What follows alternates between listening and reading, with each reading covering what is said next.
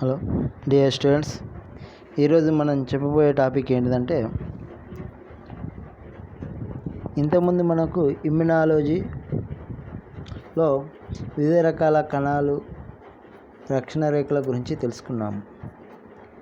ఈరోజు మనం చెప్పబోయే టాపిక్ ఏంటిదంటే, ఈ ఇమ్యునాలజీలో పాల్గొనే వివిధ రకాల ఆర్గాన్స్, అవయవాల గురించి మనం తెలుసుకుందాం. ఓకే, మరి ఈ ఇమ్యునో వ్యవస్థలో, అసంక్రమ్య వ్యవస్థలో కణాలు తీసుకున్నట్లయితే రెండు రకాలుగా కణాలను పేర్కొంటాము, అవయవాలుగా పేర్కొంటాము. అవి ఏంటంటే ప్రాథమిక లింఫాయిడ్ ఆర్గాన్స్ లేదా ప్రైమరీ లింఫాయిడ్ ఆర్గాన్స్, అలాగే సెకండరీ లింఫాయిడ్ ఆర్గాన్స్, ద్వితీయ లింఫాయిడ్ అవయవాలుగా మనం పేర్కొంటాం. శోషరస కణాల ఉద్భవం, పరిపక్వత, విస్తృత విభజనలో పాలు పంచుకుంటూ ఉండే అవయవాలను లింఫాయిడ్ ఆర్గాన్స్ అంటాం. లింఫాయిడ్ ఆర్గాన్స్గా పేర్కొంటాం. ఓకే, అయితే ముఖ్యంగా ఈ ఆర్గాన్స్ ఇమ్యూనో సిస్టంలో ముఖ్యంగా వాటి యొక్క ఫంక్షన్స్ బట్టి ఈ ఇమ్యూనిటీ పెంపొందించే అవయవాలు ఆర్గాన్స్ను రెండు రకాలుగా పేర్కొనడం జరిగింది. అవి ప్రైమరీ లింఫాయిడ్ ఆర్గాన్ అని, సెకండరీ లింఫాయిడ్ ఆర్గాన్స్ అని పేర్కొంటాం. మరి ప్రైమరీ లింఫాయిడ్ ఆర్గాన్స్ తీసుకున్నట్లయితే ముఖ్యంగా మన బాడీ శరీరంలో తీసుకున్న థైమస్ గ్రంథి, బోన్ మ్యారో వస్తాయి. ఇవి రెండు ప్రాథమిక లింఫాయిడ్ ఆర్గాన్స్గా, అవయవాలుగా పేర్కొంటాం. థైమస్ గ్రంథి, బోన్ మ్యారో. ఓకే, అలాగే మూడో రకము బర్సా ఫాబ్రిసియస్. ఇది కూడా ప్రైమరీ లింఫాయిడ్ ఆర్గాన్గా మనం పేర్కొంటాం. మరి మొదట మనం ప్రాథమిక లింఫాయిడ్ ఆర్గాన్స్ గురించి తెలుసుకుందాము. వీటిని మనం జనరల్గా ఈ ప్రాథమిక లింఫాయిడ్ అవయవాలనే కేంద్రీయ లింఫాయిడ్ ఆర్గాన్స్ అని కూడా పేర్కొంటాము. ఈ ప్రాథమిక లింఫాయిడ్ ఆర్గాన్స్ అనేవి లింఫో ఎపిథీలియల్ నిర్మాణాలు. వీటిలోనే లింఫోసైట్ లేదా శోషరస కణాల జనాభా పెరిగి అభివృద్ధి చెంది అసంక్రామ్య సామర్థ్యాన్ని సంతరించుకుంటాయి. మరి లింఫోసైట్లు ప్రాథమిక లింఫాయిడ్ అవయవాల్లో అసంక్రామ్య సామర్థ్యాన్ని సంతరించుకున్న తర్వాత రక్తం మరియు లింఫు ప్రవాహం ద్వితీయ లింఫాయిడ్ అవయవాలకు ప్రవేశించి వాటిలో నిల్వ ఉంటాయి. తర్వాత ప్రతిజనకము ఉత్తేజితం వల్ల సరైన స్పందన ద్వారా అసంక్రామ్య అణుక్రియలు నిర్వహించబడతాయి. ఈ ప్రాథమిక లింఫాయిడ్ అవయవాలు పుట్టినప్పుడు పెద్దవిగా ఉండి వయసు పెరిగే కొద్దీ క్షీణిస్తాయి. ఓకే, ఇవి జనరల్గా వాటి యొక్క లక్షణాలు. అంటే ప్రాథమికంగా శోషరస కణాల జనాభాలో ఎక్కువ అసంక్రమిత చెంది అవి ప్రాథమిక లింఫాయిడ్ అవయవాల్లో ఏర్పడి అవి తర్వాత ద్వితీయ లింఫాయిడ్ అవయవాలకు ప్రవేశించి అక్కడ నిల్వ ఉంటాయి. ఏవైతే ప్రతిజనకము శరీరంలోకి ప్రవేశించినప్పుడు అవి ఉత్తేజితం చెంది సరైన స్పందన లేదా అణుక్రియలు చూపుతాయి. మరి ప్రాథమిక లింఫాయిడ్ అవయవాలు పుట్టినప్పుడు ఎంత ఉంటాయి? పెద్దవిగా ఉంటాయి. తర్వాత వయసు పెరిగే కొద్దీ క్షీణిస్తాయి. ఓకే, మరి ఈ ప్రాథమిక లింఫాయిడ్ అవయవాల గురించి తెలుసుకుందాము. ముఖ్యంగా మనం మూడు రకాలు గుర్తించాము. ఒకటి థైమస్ గ్రంథి, థైమస్ గ్లాండ్, ఆస్తిమజ్జ, bone marrow, bursa Fabricius in birds, పక్షుల్లో పార్సా ఫాబ్రిసియస్. ఓకే, వీటి గురించి తెలుస్తుంది. థైమస్ గ్రంథి. ఓకే, థైమస్ గ్రంథి లేదా దీన్ని బాలగ్రంథి అంటాము. ఓకే, బాలగ్రంథి అంటాము. ఇది గర్భావధి కాలంలో 6వ వారంలో 3-4వ గ్రసని కోష్టకంలోని ఉపకల కణజాలం నుంచి అభివృద్ధి చెందడం ప్రారంభమై ఈ థైమస్ గ్రంథి ఉరాకురము పూర్వ భాగంలో గుండెకు ముందు ఉరోస్థికి కొద్ది వెనుక వైపు 2 తమ్మెలతో ఏర్పడుతుంది. ఈ థైమస్ గ్రంథిని ఆవరించి తంతుయుత గుళిక ఉంటుంది. ఎపిథీలియల్ సెల్స్ ఉంటాయి. ఇవి 2 లంబికల చేత ఏర్పడుతుంది. ప్రతి లంబిక మరల అనేక చిన్న చిన్న లఘు లంబికలుగా విభజన చెందుతాయి. ఈ లంబికలన్నీ ఏమంటామంటే ట్రాబిక్యులే అని పిలుస్తాము. ఈ లంబికలన్నీ ట్రాబిక్యుల అనే విభాజకాల చేత వేరు చేయబడతాయి. ట్రాబిక్యులాలు అంటే ఎక్కడ ఉంటాయి? ఈ శ్వాసకోశ నిర్మాణాల దగ్గర ఉంటాయి ట్రాబిక్యులాలు. ఓకే, ప్రతి లఘు లంబికలో కణాలు 2 వరుసల్లో అమరి ఉంటాయి. ఇందులో బయట వైపుకు ఉండే కణాల సముదాయాన్ని వల్కలమని, లోపలి వైపు ఉండే కణాల సముదాయాన్ని దగ్గు అంటాం. మెడుల్లా. బయట వైపు ఉన్న కణాల సముదాయాన్ని వల్కలం లేదా కార్టెక్స్ అని, లోపల వైపు ఉండే కణాల సముదాయాన్ని ఎంత కలిపి దవ్వ లేదా మెడుల్ అంటాం. వల్కల భాగంలో పరిణితి చెందని లింఫోసైడ్లు, నాట్ మెచ్యురేటెడ్ లింఫోసైడ్స్ ఉంటాయి. మెడుల్ల భాగంలో దవ్వ భాగంలో పరిణితి చెందిన పర్ఫెక్ట్ మెచ్యురేషన్ చెందిన లంబికలు లేదా కణాలు ఉంటాయి. ఓకే, వల్కల భాగంలో ఉండే లింఫోసైడ్లు సాధారణంగా లింఫోసైట్లు మరియు రెటిక్యులర్ కణాలను కలిగి ఉంటాయి. ఈ లింఫోసైట్ల కంటే రెటిక్యులర్ కణాలు ఎక్కువగా ఉండి పెద్దవిగా ఉంటాయి. త్రిమితీయ ఆకారంలో ట్రైగోనల్ షేప్లో ఉంటాయి. ఈ లింఫోసైట్లు వేగంగా విభజన చెంది థైమిక్ లింఫోసైట్లు టీ లింఫోసైట్లుగా మారుతూ ఉంటాయి. ఇలా వల్కల భాగంలో ఉన్న లింఫోసైట్లను థైమోసైట్లు అని కూడా పిలుస్తాము. ఇవి రెటిక్యులర్ కణాలతో పాటుగా కణాలు పెద్దగా ఉండి త్రికోణాకృతిలో ఉండి టీ లింఫోసైట్లుగా మారుతాయి.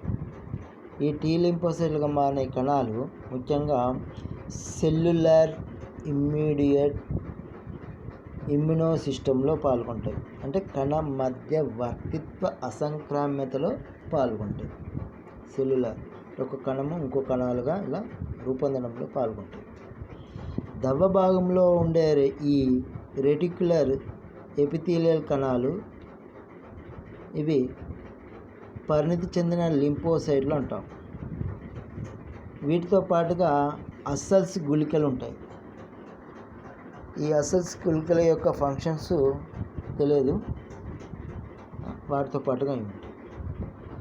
అయితే థైమస్ గ్రంథి థైమసిన్ అనే హార్మోన్ను ఉత్పత్తి చేస్తుంది.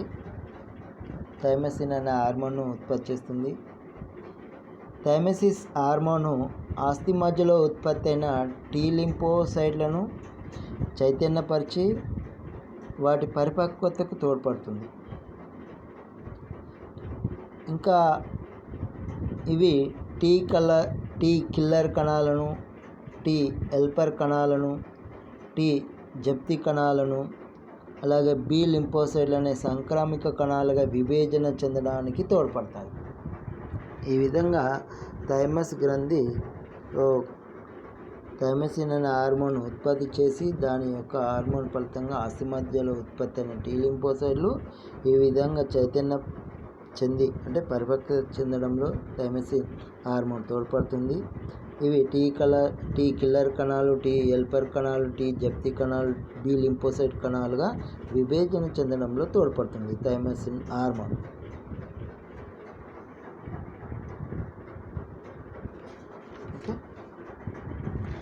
అలాగే మానవులో థైమస్ గ్రంథి చూసినట్లయితే ఈ పటంలో అంటే ఉరా భాగంలో ఉంటుంది, అంటే తల మెడ కింద ఉరా భాగంలో ఉంటుంది.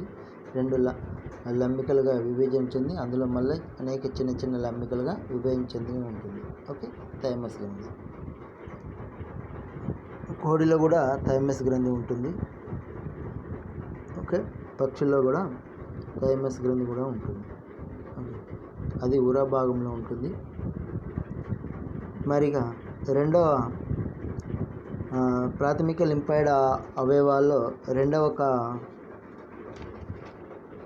ఆర్గాన్ ఏంటిదంటే ఆస్తిమజ్జ, లేదా దీన్ని బోన్ మ్యారో అంటాము. ఓకే, మన ఆస్తిమజ్జ అంటే ఎక్కడ ఉంటుంది? బోన్ మ్యారో అంటే బోన్స్లలో మెడులర్ క్యావిటీలో ఈ బోన్స్ మధ్యలో స్కెలిటన్ సిస్టంలో కలిగి ఉంటుంది కాబట్టి అందులో ఈ ఆస్తిమజ్జ మధ్య భాగంలో ఇమిడి ఉంటుంది. ఓకే, ఆస్తిమజ్జ అంటే బోన్ మ్యారో గురించి తెలుసుకుందాం. ఆస్తిమజ్జ అన్నది ఇదొక ప్రాథమిక లింఫాయిడ్ అవయవాన్ని రెండవ రకంగా అవయవంగా పేర్కొంటాము. ఇవి ఎముక యొక్క కుహరాల్లో ఉండే మృదువైన కణజాలం ఉంటుంది. మెడులరీ క్యావిటీలో స్మూత్ టిష్యూ ఉంటుంది. దాన్ని ఆస్తిమజ్జ అంటాము. ఈ ఆస్తిమజ్జ 2 ప్రాంతాలకు విభజించబడి ఉంటుంది. అవి ప్రసరణ భాగము అంటే సర్క్యులేటరీ రీజియన్గా, దాన్ని ఎడిపోజ్ రీజియన్గా పేర్కొంటాం. ఇంకోటి హిమోపాయిటిక్ రీజియన్గా, అంటే రక్త కణాలు ఉత్పత్తి ఇలా ఏర్పడడంలో తోడ్పడే భాగం. ఇలా 2 ప్రాంతాలుగా పేర్కొంటాం. ప్రసరణ మరియు ఎడిపోజ్ ప్రాంతం ఒకటి, హిమోపాయిటిక్ ప్రాంతం రెండవది. ఎడిపోజ్ ప్రాంతం ఒక ప్రసరణ వ్యవస్థలాగా సర్క్యులేటర్గా పనిచేస్తూ ఇది పెరుగుతున్న రక్త కణాలకు పోషక పదార్థాలను అందజేసి వ్యర్థ పదార్థాలను తొలగింపజేయడంలో ఈ ప్రసరణ ప్రాంతము పనిచేస్తుంది. మరి హిమోపాయిటిక్ ప్రాంతంలో రక్త కణాలను ఉత్పత్తి చేసి హిమోపాయిటిక్ కణాలైన మూల కణాలు స్టెమ్ సెల్స్ ఉంటాయి. రక్త కణాలను ఉత్పత్తి చేసి హిమోపాయిటిక్ స్టెమ్ సెల్స్ ఉంటాయి. ఈ మూల కణాల నుంచి రక్త కణాలను ఏర్పడడాన్ని హిమోపాయిసిస్ అంటాం. ఓకే, కాబట్టి హిమోపాయిటిక్ ప్రాంతంలో రక్త కణాలు ఏర్పడుతుంది. ఈ మూల కణాలతో పాటుగా లింఫాయిడ్ మూల కణాలు ఉంటాయి. ఇవేంటంటే బి మరియు టీ కణాలుగా మారుతూ ఉంటాయి. అంటే బోన్ మ్యారోలోని లింఫాయిడ్ రీజియన్లో టీ, బి సెల్స్ కణాలు ఉంటాయి. టీ కణాలు అక్కడ ఏర్పడి థైమస్ గ్రంథిలోకి ప్రవేశించి అవి అక్కడ అసంక్రమ్య వ్యవస్థకు కావాల్సిన కణాలను ఉత్పత్తి చేసుకొని ఉంటాయి. బి కణాలు మాత్రము అస్థి మధ్యలోనే ఉండి వివిధ రకాల లింఫాయిడ్ కణాలను ఉత్పత్తి చేస్తాయి. టీ కణాలు మాత్రము థైమస్ గ్రంథిలోకి చేరుతాయి, అక్కడ కావలసిన కణాలను ఉత్పత్తి చేస్తాయి. బి కణాలు ఎక్కడ ఉంటున్నాయి? అస్థి మధ్యలో మాత్రమే ఉండి ఏం చేస్తున్నాయి? లింఫాయిడ్ కణాలను ఉత్పత్తి చేస్తాయి.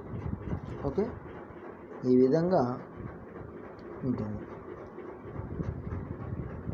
ఓకే, అలా వస్తుంది. నెక్స్ట్ బార్సా ఫాబ్రియస్. సాధారణంగా ఇది పక్షుల్లో ఉండే ప్రాథమిక లింఫాయిడ్ ఆర్గాన్గా పేర్కొంటాం, బార్సా ఫాబ్రియస్. ఈ బార్సా ఫాబ్రియస్ అనే ఈ అవయవాన్ని మొదటిసారిగా ఫాబ్రిసియస్ అనే ఇటలీ శాస్త్రవేత్త కనిపెట్టాడు.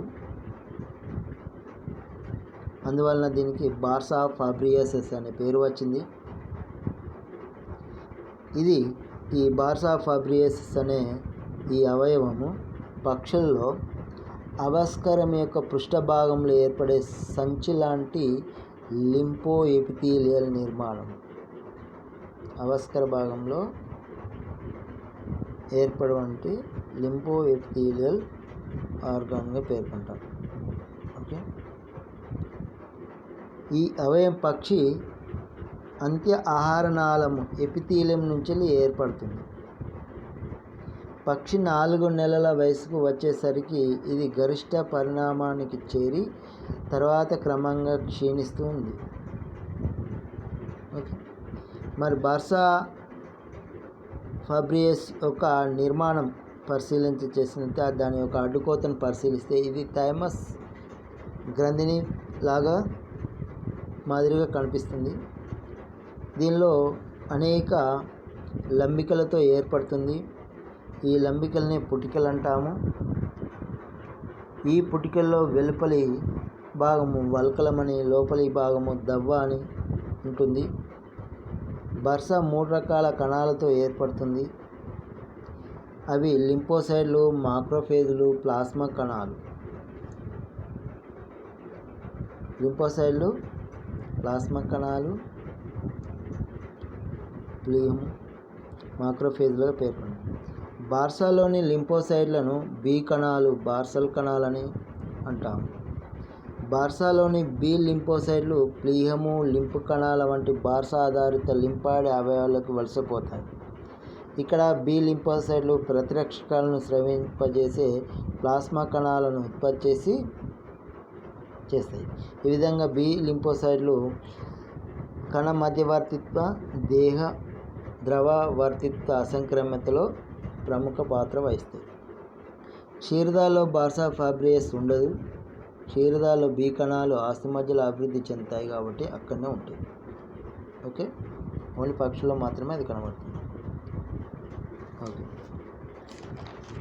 నెక్స్ట్ మరి ఈ అసంక్రామ్య వ్యవస్థలో అవయవాల్లో రెండవ రకమైన అవయవాలను మనం ద్వితీయ లింపాయిడ్ ఆర్గాన్స్ లేదా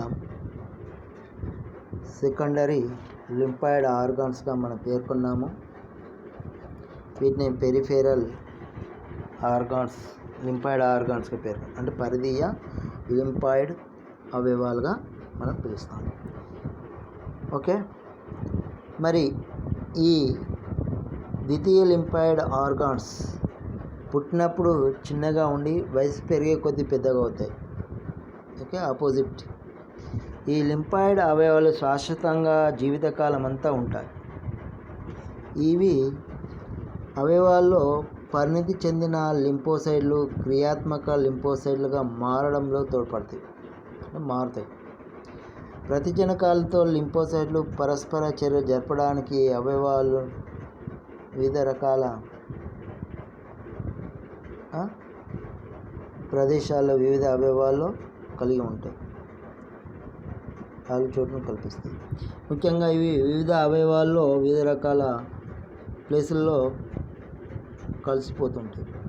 ప్లీహంలో, లింపు కణుపుల్లో మాల్ట్, ప్లేయర్ మచ్చల్ టాన్సెస్గా మారుతూ అక్కడ ఉంటాయి. ఓకే, మరి ఈ ద్వితీయ లింపాయిడ్ అవయవాలకు ముఖ్యంగా శోషరస కణుపులు, లింప్ నోడ్స్, వీటిని లింపు కణుపులు అంటాము. అలాగే స్ప్లీహం, దీన్ని స్ప్లీన్ అంటాము. ఇవే కాకుండా శ్లేష్మస్తర అనుబంధ లింపాయిడ్ కణజాలాలు, ఇవి 3 రకాలుగా ఈ సెకండరీ లింపాయిడ్ ఆర్గాన్స్గా పేర్కొంటాము. లింప్ నోడ్స్, శోషరస కణుపులు లింప్ నోడ్స్ అంటాము. Lymph nodes. ఓకే, ఈ లింప్ నోడ్స్, ఈ లింపు కణుపులు శోషరస వ్యవస్థలో శోషరస నాళం పొడవున వివిధ ప్రాంతాల్లో అక్కడక్కడ చిక్కుడు గింజ ఆకారంలో ఉండే ఒక ఘన నిర్మాణాలుగా పేర్కొంటాము. లింపు కణుపు ఒకవైపుకు నొక్కును కలిగి ఉంటుంది. ఆ లింపు కణుపు ఆ నొక్కును కలిగి ఉన్న భాగాన్ని నాభి అంటాము.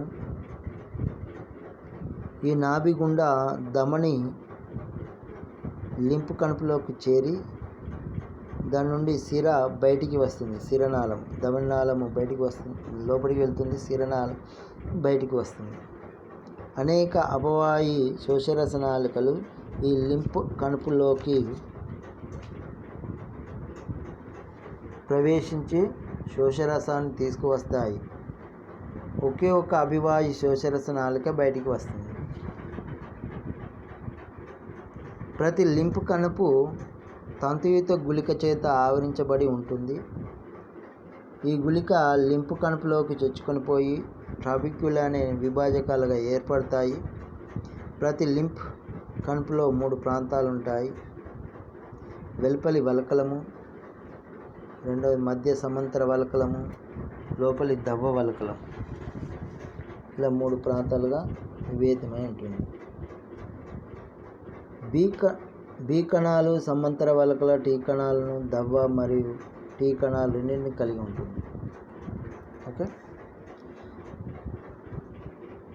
వలకలంలో శోషరస కణాలు అధిక మొత్తంలో ఉంటాయి.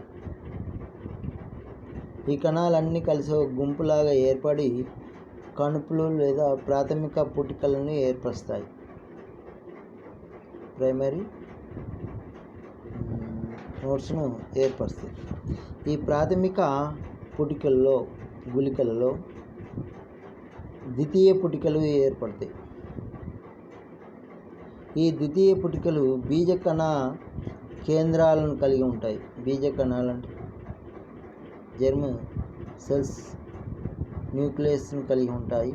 ఈ బీజకణ కేంద్రాల్లో శోషరస కణాలు వేగంగా అభివృద్ధి చెందుతాయి. వల్కలంలో శోషరస కణాలకు అదనంగా డెండ్రైటిక్ మాక్రోఫేజులు కూడా ఉంటాయి.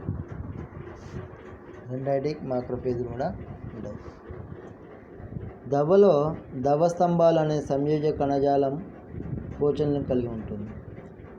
ఈ పోచలను అనుసరించి శోషరస కణాలు అమరి ఉంటాయి. ఈ దవ్వ స్తంభాలు పెద్ద కొరటాల చేత వేరు చేయబడి ఉంటాయి. ఈ కొరటాలను దవ్వ కొరటాలు లేదా మెడుల్లరీ సెన్సెస్ అని. ఇవి ప్లాస్మా కణాలను కలిగి ఉంటాయి. ప్లాస్మా సెల్స్ను కలిగి ఉంటాయి. లింపు కణుపుల ద్వారా శోషరసం లింపు ప్రవేశించేటప్పుడు సూక్ష్మక్రిములను, ప్రతిజనకాలను వడబోత ద్వారా బంధించి సంహరిస్తాయి, చంపేస్తాయి. ఈ విధంగా బంధించబడ్డ ప్రతిజనకాలే ఈ కణుపులో ఉన్న లింపోసైట్లు శోషరస కణాల ప్రేరణకు కారణమవుతాయి.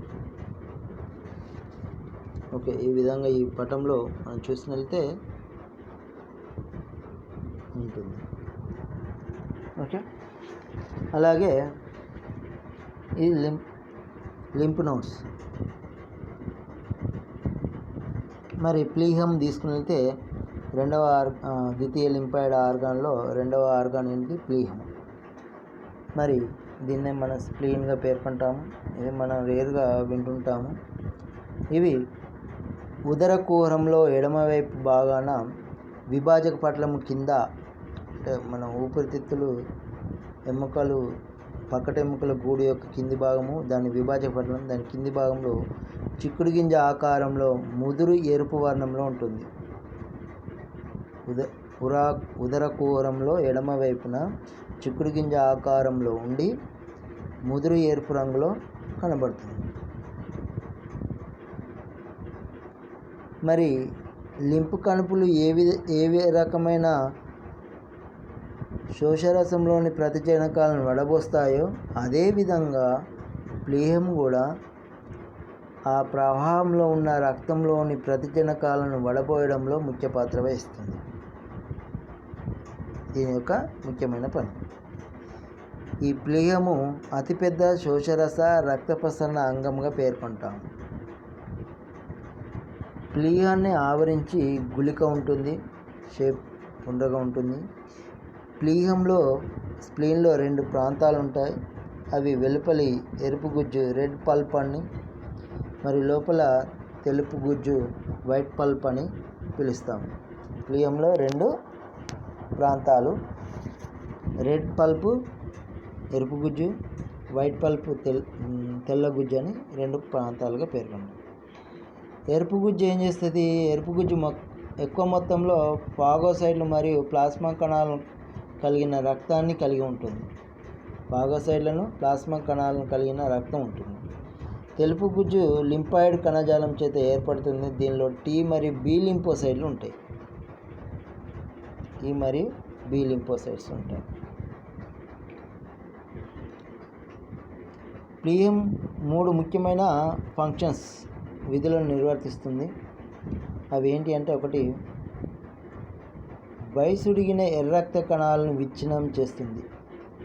అందుకే దీన్ని గ్రేవేడ్ ఆఫ్ ఆర్బీసీ అంటాం. ఎర్ర రక్త కణాల శ్మశాన వాటిక అని ఈ స్ప్లీన్ను పిలుస్తాం. ఓకే, ఇది ఒక ముఖ్యమైన పని. 2వది, అత్యవసర పరిస్థితుల్లో అస్థిమజ్జకు అనుబంధంగా ఎర్ర రక్త కణాలను సంశ్లేషణ చేస్తుంది, అంటే తయారు చేస్తుంది. అంటే అస్థిమజ్జకు అనుబంధంగా ఇవి ఎర్ర రక్త కణాలను అంటే ఆర్బీసీని తయారు చేస్తుంది, తయారు చేయడంలో పాల్గొంటుంది. ఈ విధంగా ఇక 3వ ఫంక్షన్ ఏంటంటే, ఇది రక్తంలోని ప్రతిజనకాలను వడబోసి, అంటే యాంటీజెన్స్ను వడబోసి దేహద్రవ మరియు కణ మధ్యవర్తి అసంక్రమ్యతలో పాల్గొంటుంది. ఈ విధంగా ప్లియము 3 ఫంక్షన్స్ నిర్వర్తిస్తుంది. కాబట్టి ఇది మానవులో చాలా ముఖ్యమైన భాగంగా పేర్కొంటాము. ఇక్కడ చూడండి, ప్లియము అంటే ఎర్ర రక్త కణాల శ్మశాన వాటిక అని పేర్కొంటాము. ఇది గుర్తుపెట్టుకోండి. Okay students. ఓకే, మనం ఈ దాని యొక్క ప్లియం యొక్క అవయవం యొక్క అడ్డుకోతను కోసి చూసినట్లయితే, దానిలో వివిధ రకాల ఈ భాగాలను మనం చూస్తాము. ఓకే, అలాగే మరి ద్వితీయ లింఫాయిడ్ ఆర్గాన్స్లో 3వ అవయవం ఎగ్జాంపుల్గా పేర్కొన్నాం. వాటిని ఏంటంటే శ్లేష్మస్తర అనుబంధ లింఫాయిడ్ కణజాలం లేదా మాల్ట్ అంటాం. మాల్ట్ అంటే మ్యూకోసా అసోసియేట్ లింఫాయిడ్ టిష్యూ అంటాం. మ్యూకోసా అసోసియేట్ లింఫాయిడ్ టిష్యూ, శ్లేష్మస్తర అనుబంధ లింఫాయిడ్ కణజాలం అంటాం. ఓకే, శ్లేష్మస్తరము అంటే ఇక మీకు తెలిసే ఉంటుంది. దేహమంతటా వివిధ ప్రాంతాల్లో అనేక సంఖ్యలో లింఫాయిడ్ కణుపులు విరివిరిగా విస్తరించి ఉంటాయి. వీటిలో ముఖ్యమైనవి జీర్ణనాళంలో, శ్వాసనాళంలో, మూత్రనాళంలో, జ్ఞానేంద్రియ నాళాల్లో ఉంటాయి. ఈ నాళాల లోపల తలాల్లో పలుచటి విస్తరించి ఉన్న లింఫాయిడ్ కణజాలం ఉంటుంది. వాటిని శ్లేష్మస్తర అనుబంధ లింఫాయిడ్ కణజాలము లేదా మాల్ట్ అంటారు. ఎక్కడెక్కడ ఉంటుంది?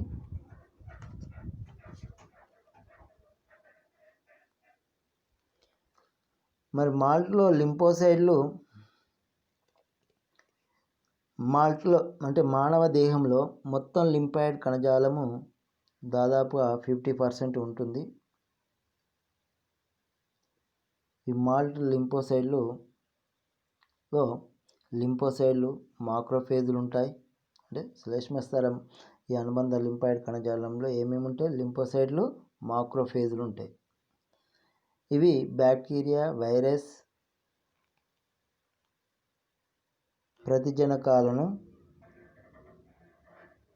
ప్రతిజనకాలను బంధించి నాశనం చేస్తాయి.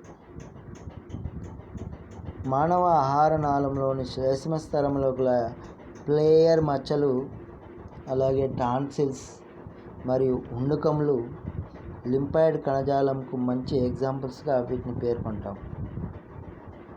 అందువల్ల వీటిని గట్ అసోసియేట్ లింఫాయిడ్ టిష్యూ అని కూడా వీటిని పిలుస్తాం. గట్ అంటే గట్టు ఉన్న ప్రాంతాలు, టాన్సిల్స్, ఉండుకము, ప్లేయర్ మచ్చలు.